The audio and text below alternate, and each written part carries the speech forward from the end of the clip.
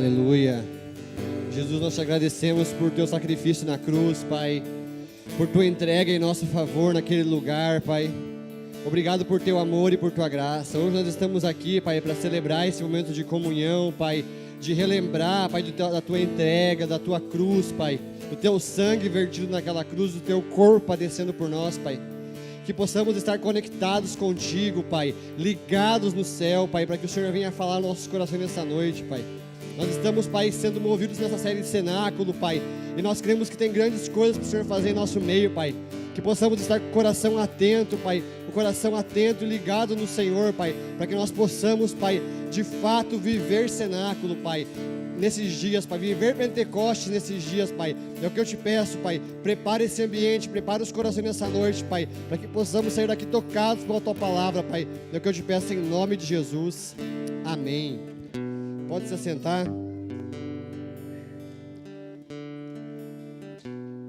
Eu queria que você abrisse sua Bíblia no livro de Lucas, capítulo 22 e versículo 20 em diante. Nós temos meditado nessa série Cenáculo por esses dias. E cenáculo, como a gente já viu anteriormente, era um lugar onde refeições eram feitas, um lugar de comunhão, um lugar de partir o pão, e um lugar que aconteceu alguns eventos importantes, como a ceia. A primeira ceia foi no cenáculo, o dia de Pentecostes foi no cenáculo, Jesus, quando reencontrou seus discípulos novamente, foi no cenáculo. Então a gente vê que o cenáculo é um lugar importante. E lugares, eles são importantes na nossa vida. Celso, você lembra o lugar que você pediu a Cláudia em casamento? Silvaneia, você lembra quando você viu a Dani pela primeira vez? Lugares são importantes. Lugares marcam a nossa vida. E cenáculo é um lugar marcante na história da igreja. Toda vez que eu passo no parque da cidade ali, eu lembro que eu pedi a Alessandra em namoro naquele lugar, que quando a revelação do Arthur, que era menino, foi naquele lugar. Então, é um lugar importante na minha vida. Algum tempo atrás, nós fomos na cidade que eu me criei, e a gente levou o Alisson e a Alessandra a conhecer aquela cidade, uma grande cidade, São Lourenço do Oeste. Na cabeça minha e da Jéssica, os morros daquela cidade, as subidas, eram enormes, porque a gente descia todo dia para ir para a escola e subia, parecia ser enorme. Quando a gente chegou lá e falou assim, aqui era o morro que nós subíamos, a gente olhou assim, nossa, é tão pequeno esse negócio aqui, nem parece, porque Telêmaco só tem subida, é o dobro disso aqui. Só que para nós, na nossa memória da infância, era um lugar importante, ficou marcado que aquele lugar era uma subida enorme, mas era uma subidinha de nada, comparado com o cruzeiro aqui, que era o dobro do lugar lá. Lugares marcam a nossa vida, lugares marcam a nossa história, tanto para o bem quanto para o mal. Tem lugares, com certeza, que você passa e você fala assim, nossa, aqui nesse lugar aqui foi um lugar ruim, aconteceu tal coisa, eu sofri tal coisa, sofri uma perca. Algumas cidades que sabe que você viveu, são cidades que aconteceram coisas ruins, tempos de dificuldade, mas cenáculo é um lugar importante na história da igreja, e como a gente tem falado aqui, o cenáculo, ele pode ser reproduzido em nossos dias. A nossa intenção aqui não é falar apenas do lugar geográfico do cenáculo, mas é o quê? Aprender coisas que aconteceram naquele lugar, para que nós possamos reproduzir e viver algo novo de Deus na nossa vida. E a gente vai ler o texto de Lucas 22 aqui, e é o texto da ceia, onde Jesus celebra a ceia. E a ceia foi aonde? No cenáculo.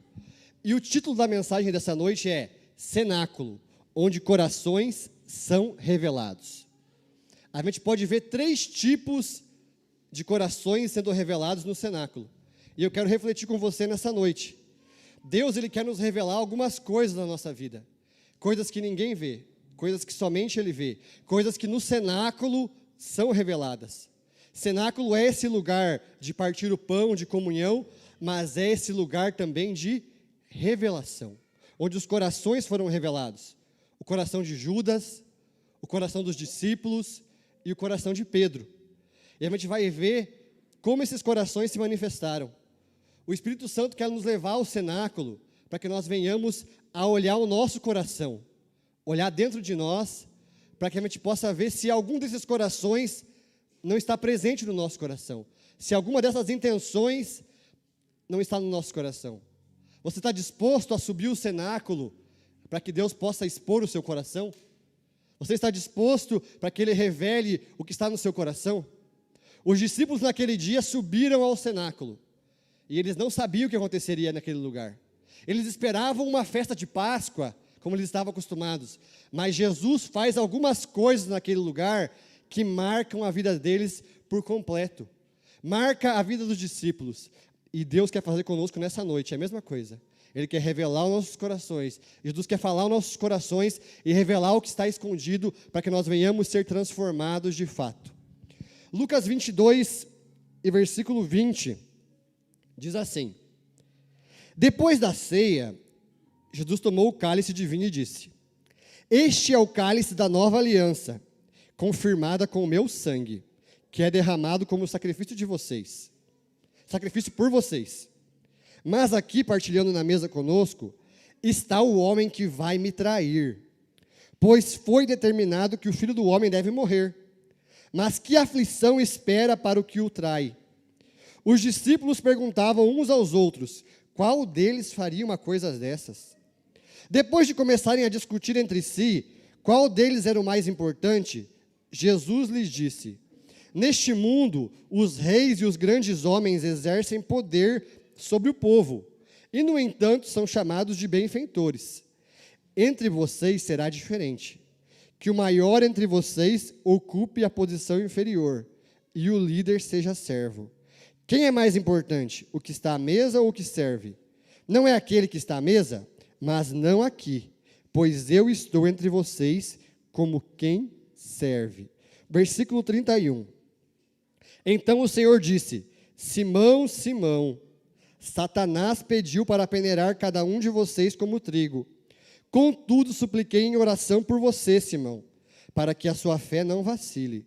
Portanto, quando tiver arrependido, volta para mim. Fortaleça seus irmãos. Pedro disse: Senhor, eu estou pronto para ir para a prisão e até morrer ao seu lado. Jesus, porém, respondeu: Pedro, vou lhe dizer uma coisa. Hoje, antes que o galo cante, você vai me negar 3 vezes. Aqui a gente pode ver o relato da ceia. E a gente vê 3 corações sendo revelados. O primeiro coração que Jesus revela é o coração de Judas. Aquele que vai trair Jesus. Só que Judas, gente, já traía Jesus muito antes. No cenáculo, foi apenas revelado que ele traía Jesus. Lá em João, capítulo 12, versículo 4 e 6, olha o que diz lá. João, capítulo 12, versículo 4 e 6. Para você ver que Judas já era traidor antes. Aqui é aquela passagem que a mulher chega até Jesus e derrama o bálsamo sobre Jesus. Fala assim, ó. Mas Judas Iscariotes, o discípulo que breve trairia Jesus, disse: Esse perfume valia 300 moedas de prata. Deveria ter sido vendido e o dinheiro dado aos pobres. Não que ele se importasse com os pobres. Na verdade, ele era ladrão. Como responsável pelo dinheiro dos discípulos, muitas vezes roubava parte para si. Então a gente pode ver que Judas já era um traidor antes. Porém, no cenáculo, Jesus fala assim: alguém aqui vai me trair. E no capítulo 13 aqui de João, a gente pode ver essa história de Judas sendo revelado como traidor. João 13, 21, olha o que diz ali. João capítulo 13, versículo 21, diz assim, ó. Então Jesus sentiu profunda angústia e exclamou: Eu lhes digo a verdade, um de vocês vai me trair. Os discípulos olharam um para os outros sem saber quem se referia. O discípulo a quem Jesus amava ocupava lugar ao seu lado. E Simão Pedro lhe fez um sinal, para que perguntasse a quem Jesus se referia. Então o discípulo se inclinou para que Jesus e perguntou: Senhor, quem é? Jesus respondeu: A quem eu der o pedaço de pão que molhei na tigela, e depois de molhar o pedaço de pão, deu a Judas, filho de Simão Iscariotes. Judas comeu o pão, e Satanás entrou nele. Então Jesus lhe disse: O que vai fazer, faça logo. Nenhum dos outros que estavam à mesa entendeu o que Jesus quis dizer. Como Judas era o tesoureiro, alguns imaginaram que Jesus tinha mandado ele comprar algo necessário para a festa, ou desse algum dinheiro aos pobres. Judas saiu depressa, pois era noite. Aqui a gente pode ver Judas sendo revelado como traidor. Mas Judas, como eu falei, ele já traía antes. Apenas naquele momento de cenáculo, de comunhão, Jesus expôs o coração de Judas. Quando nós estamos no cenáculo, na comunhão, Jesus muitas vezes vai expor nosso coração. Vai expor algo que nós estamos falhando com Ele. Só que algo que eu aprendo aqui nessa passagem é que enquanto Judas estava na mesa, ele tinha vida. Enquanto ele estava em comunhão, ele tinha vida. Mas quando ele sai da mesa, ele vai ao caminho da morte. A gente sabe que Judas vai, traz Jesus, e depois de receber as moedas ali, ele tenta se arrepender, sente um remorso, mas em vez de ele voltar para a mesa, ele vai para os religiosos. E os religiosos falam assim: nós não temos nada a ver com isso. Se você fez o que você fez, é problema seu. Ele foi para o lugar errado. Ele não voltou para a mesa. E quando a gente sai da mesa e não volta para a mesa, a gente vai para a morte. E Judas foi para a forca. E ele se matou. Sabe, a mesa é um lugar importante, é um lugar de comunhão, e nós não podemos se afastar dela. Se nós se afastarmos da mesa, gente, nós corremos o sério risco de morrermos.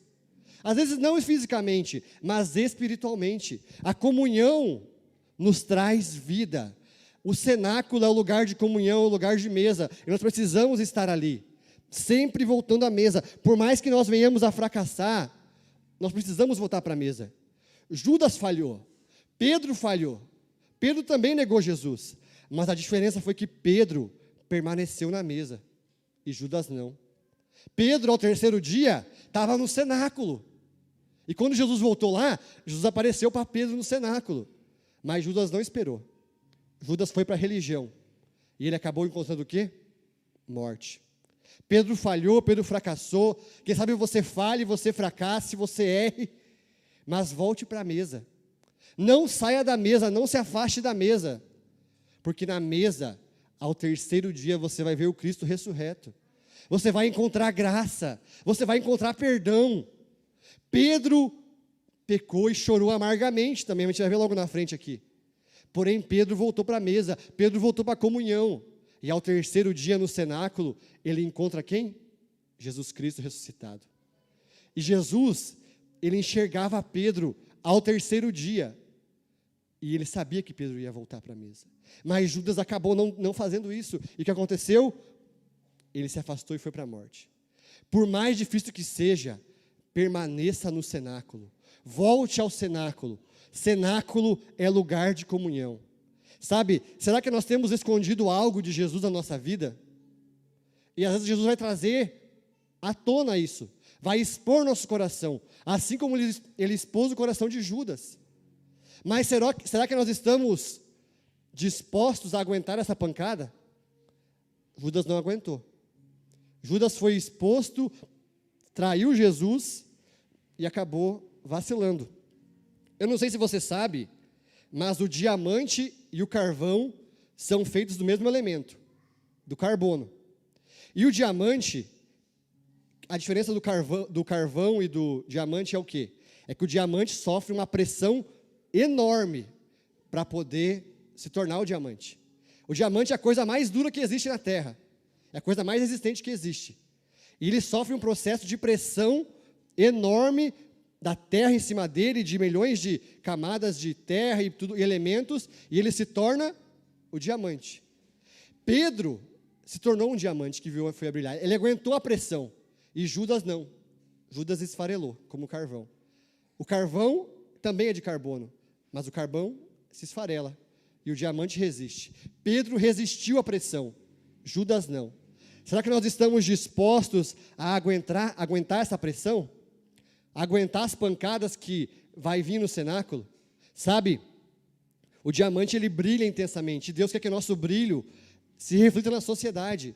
Ele quer nos refletir a sua glória, porque lá no dia de Pentecostes, o fogo desceu sobre aquele lugar. E aqueles discípulos estavam resplandecendo a glória de Cristo. Sabe, Pedro aguentou tudo aquilo ali. E no dia de Pentecostes estava quem lá pregando? Ele. O traidor também, o que havia negado Jesus. Mas ele foi lá e permaneceu, aguentou a pressão. Será que nós estamos dispostos a aguentar essa pressão do cenáculo? A aguentar a pressão de permanecer? A aguentar a perseguição dos fariseus? A aguentar a perseguição daqueles que queriam mal a Jesus?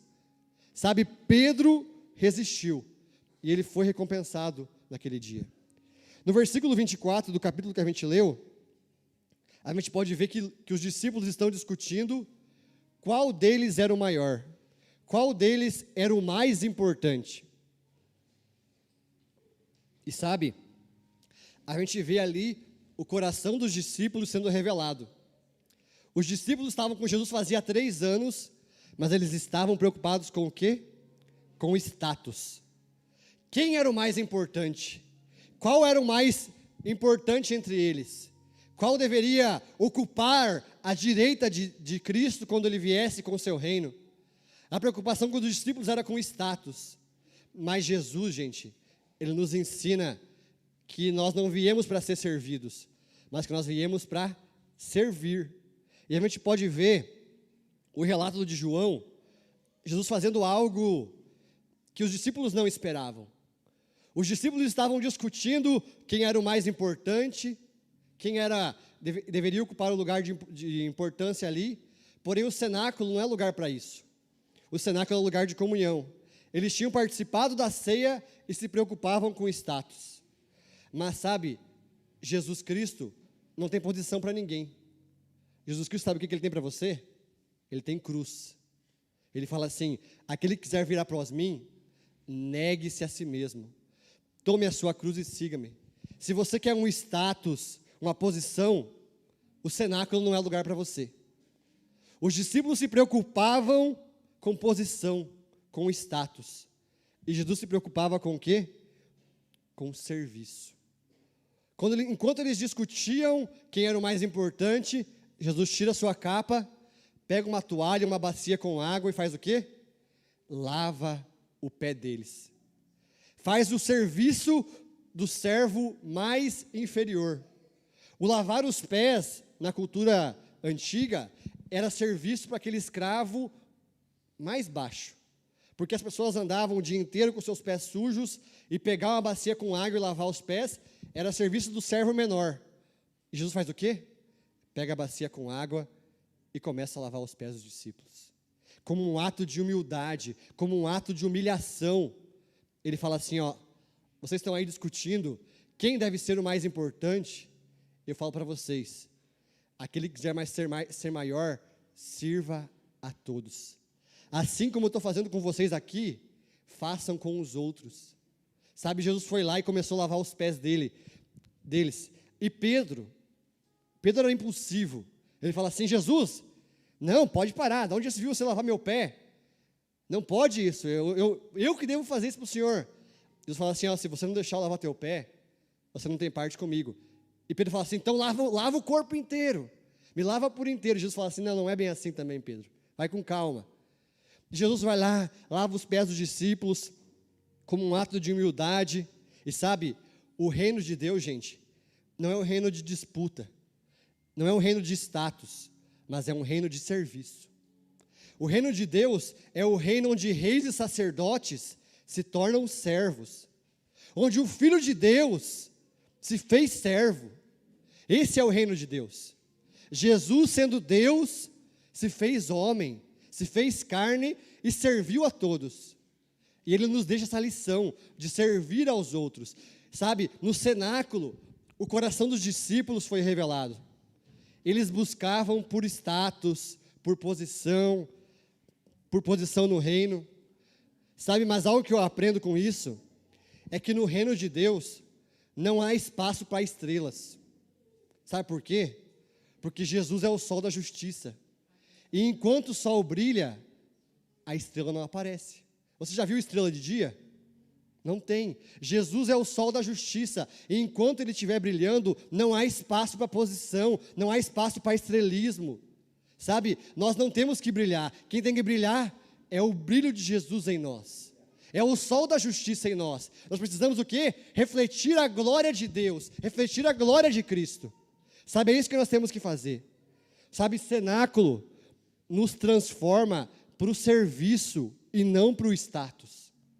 Sabe, os discípulos ficaram no cenáculo e eles foram revestidos de poder, não para brilhar, mas para servir. Para ir para a Judéia, por Samaria e até aos confins da terra, curando os enfermos, expulsando demônios e servindo as pessoas. Sabe, cenáculo é o lugar para você ser revestido de poder, para você servir outras pessoas, para você levar uma mensagem que transforma vidas, para você pregar e pessoas serem transformadas. Sabe, o cenáculo não é lugar para estrelismo, o cenáculo é lugar para a glória de Deus brilhar em você. Será que nós estamos dispostos a tirar isso do nosso coração? A nós morrermos para nós mesmos, para que Cristo seja revelado em nós? Sabe, será que nós estamos dispostos a desaparecer para que Cristo apareça? Sabe, no cenáculo, isso vai ser revelado. O nosso coração, sabe, nós temos que policiar o nosso coração, porque muitas vezes, gente, a gente faz as coisas para Deus, buscando reconhecimento. E sabe, se nós buscarmos reconhecimento, nós vamos se frustrar. Porque uma hora o pastor não vai ver o que você fez. Uma hora o irmão não vai ver o que você fez. E você, se você faz o que você faz, buscando reconhecimento, meu amigo, você vai se frustrar. Você nunca vai ser bom o suficiente para ninguém. Você sempre vai falhar. Por isso que nós temos que fazer para a glória de Cristo ser revelada. Não para nós termos glória, mas para que Cristo venha a ser glorificado por meio de nós. Sabe, algo que eu aprendo com o cenáculo, é que Jesus, ele revela o coração de Pedro também. E Pedro, gente, é o discípulo que mais se destacava. Mas Pedro, ele tinha um coração impulsivo. Ele precisava ser quebrado. Como Pedro era o cara que ia ser o líder ali dos 12, ele que ia dar continuidade na turma ali, ia dar incentivada, aquele primeiro start, mas Pedro tinha um coração impulsivo, ele precisava ser testado, ele precisava sofrer aquela pressão do diamante para que ele permanecesse, e Pedro foi testado. Quando Jesus está ali no cenáculo, e Jesus fala assim: Pedro, Satanás pediu para peneirar você, pediu que você fosse peneirado. Mas Jesus fala assim, ó, Pedro, eu orei por você. Eu orei por você, e quando você se arrepender, eu vou te usar. Eu vou te transformar. E Pedro fala assim: Jesus, para com isso, Jesus. Podem todos fugir. Podem todos ir embora. Podem todos dar para trás. Mas eu jamais vou fugir de você. Eu jamais vou te abandonar. Se preciso for, eu vou para a cruz com você, Jesus. Jesus falou assim: Pedro, hoje mesmo, antes que o galo cante, você vai me negar 3 vezes. Sabe, Pedro precisou passar pela peneira e pelo galo para ser transformado. Ele teve que ser peneirado ali. Ele teve que ouvir o galo cantar para ser transformado. Quando o galo cantou, foi a pregação de Jesus. Quando o galo cantou naquela noite, era Jesus falando assim: Pedro, eu te avisei, Pedro. Eu falei que você iria me negar. E Pedro, quando o galo canta, ele chora amargamente e sai daquele lugar. Só que Pedro, ele foi para um outro lugar. Para que lugar que ele foi depois? Para o cenáculo. Ele não foi para a religião, ele não foi para os religiosos, ele voltou para o cenáculo. Porque Jesus havia prometido que ele voltaria. Os discípulos, eles não entendiam direito o que seria a ressurreição, eles não entendiam ao certo o que era. Mas eles voltaram para o cenáculo, eles estavam lá. E ao 3º dia, quando Jesus ressuscitou, e Maria, Madalena, as outras Marias vão até o túmulo, e encontram Jesus, o que Jesus fala para elas? Vão aos discípulos, e inclusive a Pedro. e falem para ir para Galileia. Sabe, Pedro precisava passar por esse processo, gente, para que ele viesse permanecer. Pedro era um homem impulsivo e precisou de um tratamento mais intenso, de um tratamento de choque. Sabe, Jesus sabia do potencial de Pedro, ele sabia que ele seria o líder da igreja, mas ele precisava transformar o coração de Pedro. Pedro, por 3 anos, andou com Jesus, mas não tinha aprendido tudo. Ele precisou aprender com um galo a lição final, que ele precisava deixar de ser impulsivo. Sabe, Pedro, ele não cancelou, Jesus não cancelou Pedro por sua fraqueza, mas ele orou para que Pedro se tornasse mais forte. E sabe, Jesus não olha pelos nossos vacilos, pelas nossas falhas, pelas nossas fraquezas, mas ele ora para que nós venhamos se tornar mais forte. Sabe, Jesus, ele é o único intercessor entre Deus e os homens, e ele intercede por nós. Ele intercede pelo nosso coração, porque ele sabe que o nosso coração é falho, que o nosso coração fraqueja, que nós somos impulsivos às vezes, que falamos assim: Jesus, eu estou contigo para o que der e vier, mas na primeira dificuldade a gente corre, a gente foge. Sabe, no cenáculo, esses 3 corações foram revelados: o coração do traidor, de Judas, o coração dos discípulos que buscavam por status, e o coração de Pedro, que era impulsivo. Sabe, eu te pergunto, qual desses corações é o teu coração? No cenáculo, as nossas motivações mais íntimas são reveladas. No cenáculo, foi revelado que os discípulos caminhavam com Jesus buscando posição. Foi revelado que Judas era o traidor e que Pedro iria negar Jesus 3 vezes, que ele era impulsivo. Porém, algo que eu aprendo com o cenáculo é que quem permanece no cenáculo, gente, encontra redenção, encontra humildade e encontra perdão, encontra a graça de Jesus, encontra o Cristo ressuscitado, e assim pode viver Pentecostes. Quem ficou no cenáculo viveu Pentecostes. Sabe, por mais que teu coração possa ser um coração traidor, um coração que busca por status, um coração impulsivo, nessa noite, Jesus nos convida a nos humilharmos, a deixar que Ele nos lave nossos pés, que Ele exponha a nossa intimidade, para que nós venhamos ser transformados por Sua graça. Sabe, o cenáculo nos alinha com o propósito de Cristo, com o propósito eterno. Sabe, onde a comunhão do cenáculo não é um fim em si mesmo, mas ela nos posiciona para que nós venhamos ser cheios e revestidos de poder para servir as pessoas.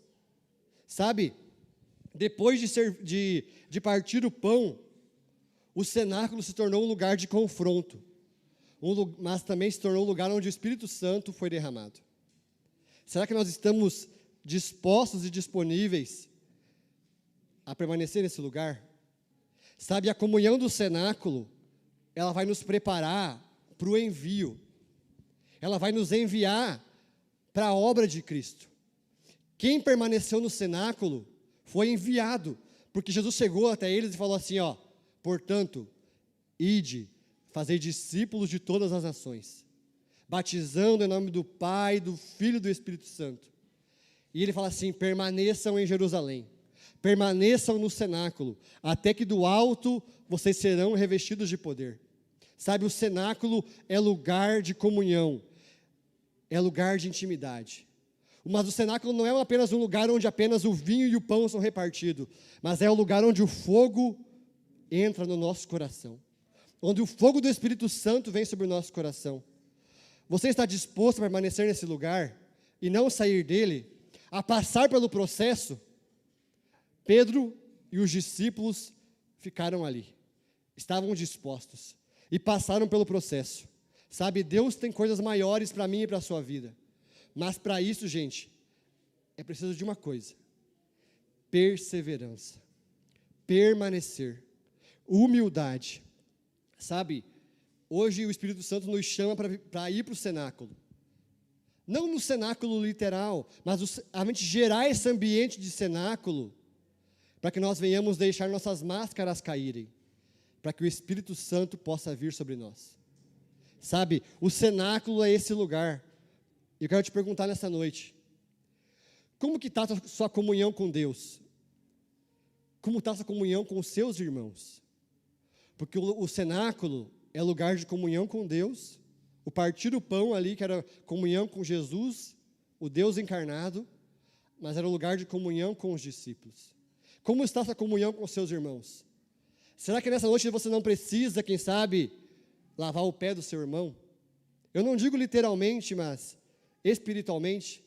Pedir perdão, quebrantar seu coração, se humilhar, para que o Espírito Santo possa descer sobre você nessa noite. Os discípulos precisaram permanecer. Sabe, você tem sido sincero diante de Deus? Ou você tem escondido algo dele? Judas escondia algo, e foi revelado naquela noite. Porém, Judas não resistiu à pressão, e ele fugiu. Sabe, será que nós estamos prontos a passar por esse processo? Eu te digo uma coisa, nessa noite, a porta do cenáculo está se abrindo. Você vai permanecer, você vai subir até ele e permanecer, ou você vai embora? Ou você vai ser como aqueles 380 que foram embora, como Judas que foi embora? Sabe, Deus está procurando pessoas dispostas a subir do cenáculo e se despir do velho homem. Você vai subir ou você vai ficar? Será que você está disposto a subir esse lugar de comunhão, esse lugar de confronto, esse lugar de quebrantamento, esse lugar de perdão, esse lugar de pedir perdão? Sabe, Deus quer nos levar, gente, como igreja, a viver um novo nível. Um nível novo de perdão, um nível novo de renúncia, um nível novo de intimidade com Deus, um novo nível de revestimento de poder, mas para isso, o nosso coração precisa ser revelado. E nessa noite, gente, eu não vim aqui para dar chicotada em ninguém, eu vim apenas trazer a palavra de Deus. Eu só falei o que está na Bíblia, e o nosso coração, nessa noite, está sendo exposto. E é a oportunidade que nós temos de nos arrependermos e permanecermos no cenáculo. Se coloque de pé.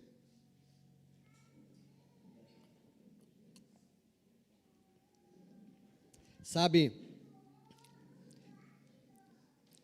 uma coisa que eu aprendo no cenáculo é que todos os discípulos ali tinham um coração.